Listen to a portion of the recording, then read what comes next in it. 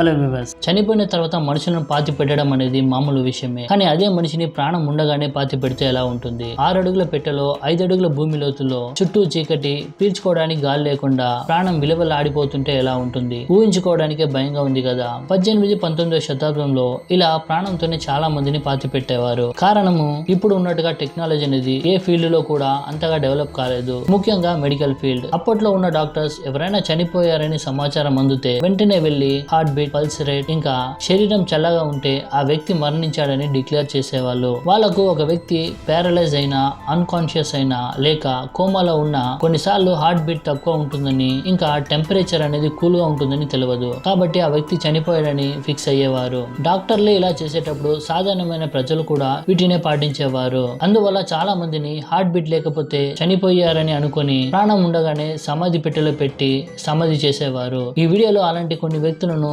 ప్రాణంతో సమాధి చేయబడ్డ భయంకరమైన సంఘటనలను చూడబోతున్నాము. ఈ వీడియో చాలా ఇంట్రెస్టింగ్ ఉంటుంది కాబట్టి స్కిప్ చేయకుండా చివరి వరకు చూసి ఈ వీడియో నచ్చితే లైక్ చేయండి. ఇలాంటి ఇంట్రెస్టింగ్ అయిన వీడియోస్ మీకు నోటిఫికేషన్ గా రావాలంటే ఛానల్ ను సబ్స్క్రైబ్ చేసుకోండి. Welcome to జార్డీ curious. 1896 సంవత్సరంలో అమెరికాలోని కెంటకీ అనే సిటీలో పీక్విల్లీ అనే ప్రాంతం ఉంది. అక్కడ జేమ్స్ హ్యాచర్ అనే వ్యక్తి తన భార్య అయిన ఆక్టేవియా ఇంకా అప్పుడే జన్మించిన తన కుమారుడితో కలిసి హ్యాపీగా ఉంటున్నారు. కానీ ఆ సంతోషం అనేది కొన్ని రోజుల వరకే నిలిచింది. కారణం ఆ పసిబిడ్డ చనిపోయింది. కొడుకు చనిపోయిన బాధతో ఆక్టేవియా డిప్రెషన్ లోకి వెళ్లిపోయింది. ఆ డిప్రెషన్ లో ఉంటూ సరిగా అన్నం తినకపోవటం వలన అనారోగ్యంతో బాధపడుతూ చివరికి ఆమె కూడా చనిపోయింది. అది సమ్మర్ సీజన్ కాబట్టి అక్కడ ఉన్న వాళ్ళు వెంటనే సమాధి చేయమని బలవంతం చేశారు. అలా సమాధి చేసి తిరిగి వచ్చేశారు. కొన్ని రోజుల తర్వాత ఆ ప్రదేశంలో ఒక మిస్టీరియస్ అయిన విషయం జరగడం మొదలైంది. అదేమిటంటే ఉన్నట్టుగా ఉండి అక్కడ ఉన్న ప్రజలు కళ్ళు తిరిగి కింద పడిపోవడం మొదలు పెట్టారు. కింద పడిపోయిన వారిని హాస్పిటల్లో అడ్మిట్ చేస్తే డాక్టర్స్ వాళ్ళు చనిపోయారని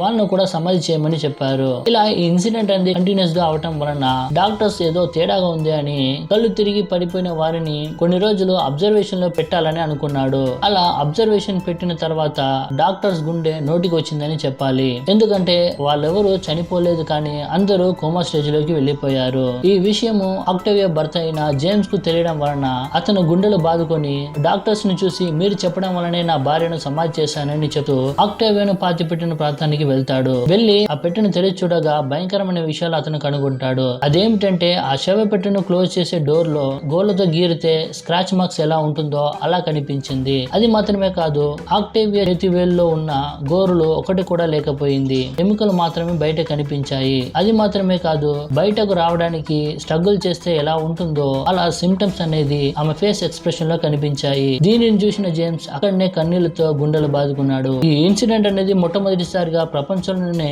బ్రతికుండగానే సమాధి చేయబడ్డ ఆమె గుర్తింపు పొందింది. ఇలాంటి విషయాలు పలు దేశాల్లో జరిగాయి. 18వ శతాబ్దంలో ఏమైందంటే ప్యారిస్ లో ప్లేగ్ వల్ల చాలా మంది చనిపోయారు. చనిపోయిన వారిని పాతి పెట్టడానికి సిమెంట్ లో స్థలం లేకపోవడం వలన ఆల్రెడీ పాతి పెట్టిన శవాన్ని బయటకు తీసి ఇందులో ఆ శవాన్ని పాతి పెడదామని అనుకున్నారు. అలా వాళ్ళు ఆల్రెడీ ఉన్న సమాధులను త్రవ్వి బయటకు తీసినప్పుడు వాళ్లకు భయంకరమైన విషయాలు కనిపించాయి. అదేమిటంటే సుమారుగా 10కి పైన ఆ శవ పెట్టెల యొక్క డోర్లకు గోర్లతో గీరితే స్క్రాచ్ మార్క్స్ ఎలా ఉంటుందో అలా కనిపించాయి.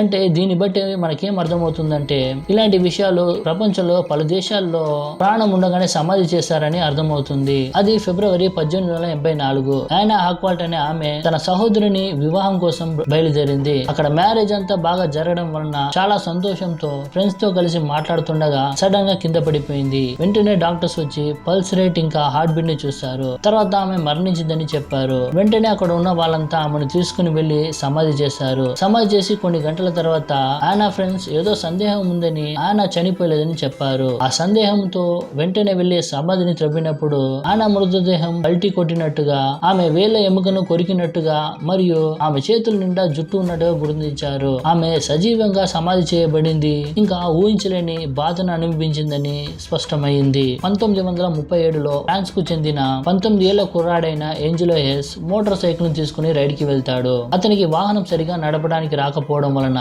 వేగంగా వెళ్లి ఒక గోడకు ఢీ కొడతాడు. అలా ఢీ కొట్టడం వలన అతని తలకు భయంకరమైన గాయాలు తగులుతుంది. ఎప్పుడైతే సమాచారాన్ని పోలీసులకు అందుతుందో పోలీసులు వెంటనే హేస్ కు పల్స్ లేకపోవడంతో అతను మరణించాడని చెప్పారు. అతని తలకు భయంకరమైన గాయాలు తగలడం వలన హేస్ తల్లిదండ్రులు దగ్గర కూడా రాలేదు. వెంటనే సమాధి కార్యక్రమాన్ని ఏర్పాటు చేశారు. అలా సమాధి చేసి ఇంటికి కూడా వెళ్లిపోయారు. ఇలా 3 రోజులు గడిచిన తర్వాత ఇన్సూరెన్స్ కంపెనీకి వెళ్లి తమ కుమారుడు చనిపోయాడు కాబట్టి వాళ్ళకు రావాల్సిన ఇన్సూరెన్స్ అమౌంట్ అనేది ఇవ్వాల్సిందిగా అడిగారు. కానీ ఇన్సూరెన్స్ కంపెనీ వాళ్ళు మామూలు వాళ్ళు కాదు. వాళ్ళు ఎలాంటి వాళ్ళంటే చనిపోయిన వ్యక్తిని తమ కళ్ళ ద్వారా చూస్తేనే తప్ప వేటిని నమ్మేవారు కారు. కాబట్టి హేస్ తల్లిదండ్రులతో పాటు బరియల్ గ్రౌండ్ కి వెళ్లి సమాధి పెట్టిని తెరిచి చూడగా షాక్ అయ్యే విషయం ఒకటి కనిపించింది. అదేమిటంటే హేస్ శరీరం వెచ్చగా ఉండడం గమనించారు. వెంటనే హాస్పిటల్ కి తీసుకుని వెళ్లారు. ఇన్ని రోజులు అతను కోమాలో ఉంటూ కావలసినంత ఆక్సిజన్ అనేది ఉండటం వలన అతను బ్రతికాడని డాక్టర్స్ చెప్పారు. ఇలా అతను ప్రాణంతో బయటపడడం మాత్రమే కాకుండా కొన్ని సంవత్సరాల తర్వాత అతను స్పెషల్ అయిన సమాధి పెట్టెను తయారు చేసి